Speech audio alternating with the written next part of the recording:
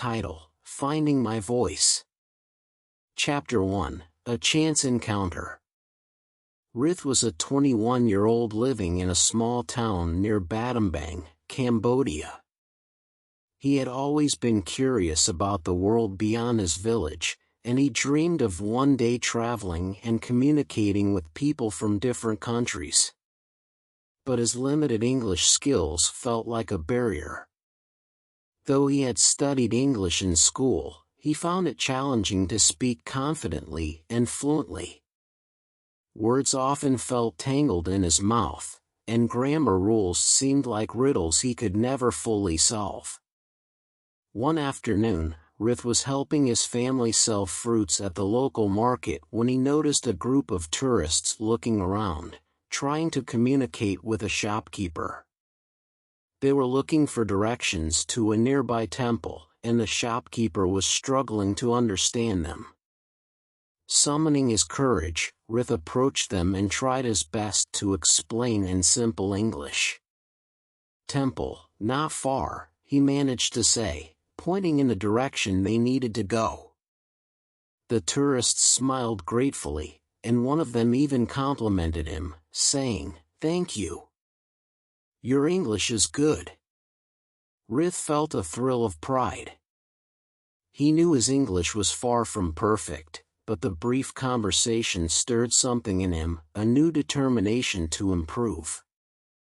After that day, Rith made a promise to himself: he would learn English, really learn it, until he could speak confidently and understand others without hesitation.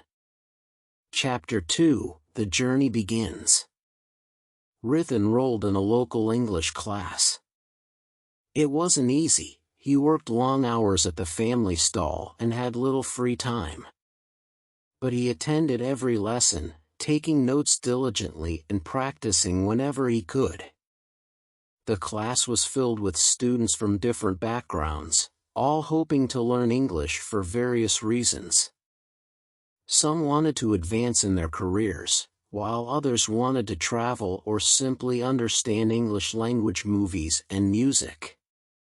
Their teacher, Ms. Emily, was an American volunteer who had come to Cambodia to teach English.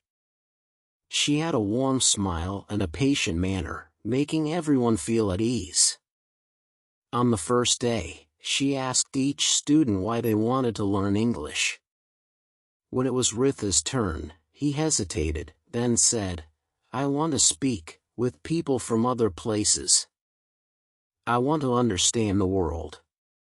Miss Emily nodded thoughtfully. "That's a wonderful reason, Rith. And I think English will open many doors for you." Over the next few weeks, Rith worked harder than ever. Miss Emily encouraged them to keep a journal in English, writing a few sentences each day. At first, Rith's entries were short and simple. "Today, I worked at the market. It was hot." But as time went on, he found himself expressing more thoughts, describing his feelings, and even writing about his dreams.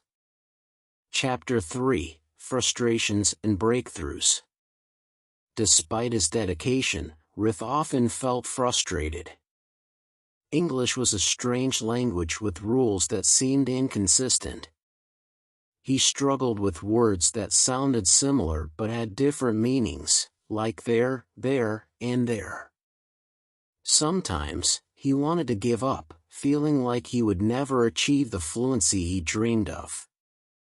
One evening, after a particularly challenging lesson on grammar, Rith sat by the river near his village, feeling defeated. Just as he was about to put his notebook away, he noticed a young boy nearby practicing the same phrase over and over. The boy, around 10 years old, was learning to ride a bicycle. He fell several times, but each time he got back up, determined to balance on his own. Watching the boy, Rith felt a wave of inspiration. "If he can keep trying, so can I," he told himself. Rith opened his notebook again and reviewed the grammar lesson. He practiced each sentence until he felt more comfortable, and by the end of the evening, he felt a renewed sense of purpose. From then on, Rith approached English with the same determination as that young boy. Whenever he encountered a difficult concept, he reminded himself that progress took time. He learned to celebrate small victories, like correctly using a new word in a sentence or finally understanding a tricky grammar rule. Chapter 4: A New Friendship. One day, Ms. Emily introduced a new activity in class: language partners. Each student was paired with another person, and they had to practice conversations in English together. Rith was paired with Lena, a young woman who worked at a nearby restaurant. Lena was outgoing and confident, and at first, Rith felt a bit intimidated by her easy fluency. But Lena was patient and encouraging. She told Rith stories about her family and her work, and soon, they began meeting outside of class to practice English over coffee or tea. Their conversations started with simple topics, but over time, they delved into deeper subjects: their dreams, their families, and even their fears. One evening, Lena asked Rith why he was so determined to learn English. Rith paused, thinking carefully about his answer. "I want to travel one day," he said. "I want to see other places, understand different cultures. And I think English can help me do that." Lena nodded, understanding. "It will. And who knows? Maybe one day, we'll travel together." Their friendship became a source of motivation for Rith. With Lena by his side, he felt more confident speaking in English, and his vocabulary grew rapidly. They practiced new words and phrases together, corrected each other's mistakes, and shared their progress. Chapter 5: Testing His Skills. As Rith's English improved, Ms. Emily suggested that he try volunteering as a guide for tourists visiting the temples. It was a chance to practice his English in a real-world setting, and Rith was both excited and nervous. On his first day as a volunteer guide, he felt his heart pounding. His first group of tourists was a couple from Australia. He greeted them with a smile and introduced himself in English. The words felt awkward at first, but as he led them through the temple, describing its history and architecture, he grew more comfortable. The couple was kind and asked questions, and Rith found himself explaining things he hadn't practiced in class. He stumbled over a few words, but the tourists didn't mind. They even taught him a few new phrases, which he quickly jotted down in his notebook. By the end of the tour, Rith was filled with a sense of accomplishment. He had done it, spoken English with native speakers, shared his culture, and learned something new.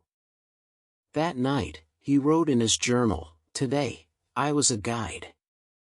I spoke English without fear. I think I am getting closer to my dream." Chapter 6: Embracing the Language. Months passed, and Rith's English continued to improve. He was now able to read simple books in English, and he even started watching English movies with subtitles. He practiced mimicking the characters' accents, laughing at himself when he sounded silly, but each attempt brought him closer to fluency. One day, Ms. Emily announced that she would be returning to the United States soon. The news saddened Rith and his classmates. They had all grown to love and appreciate her as a teacher and mentor.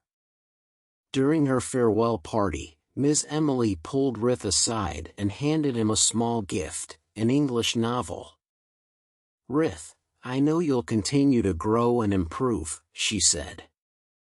"Keep challenging yourself, and remember that language is a bridge." Use it to connect with others and share your own stories. Rith thanked her, feeling a mixture of gratitude and determination. He promised himself that he would continue his English journey, no matter how challenging it might become. Chapter 7: A Journey Fulfilled. Years passed, and Ritha's life changed in ways he could have never imagined. He became a full-time guide, welcoming tourists from around the world and sharing stories of his culture in fluent English. He had even traveled to nearby countries, confident in his ability to communicate and connect with people from different backgrounds. Looking back, Rith felt grateful for every difficult moment, every frustration, and every breakthrough along the way. His journey to learning English had been about more than just mastering a language. It had taught him resilience, opened his mind, and brought new friendships and experiences. One day, as he stood before a group of tourists, Rith introduced himself confidently, his voice carrying the strength of years of practice and dedication. "My name is Rith," he said. "And today, I'm here to share with you the beauty of my country." As he guided them through the temples, sharing stories in a language he had once struggled to learn, Rith knew that he had achieved his dream. He had found his voice. Epilogue. Learning a new language is a journey filled with challenges, but also moments of connection, growth, and discovery.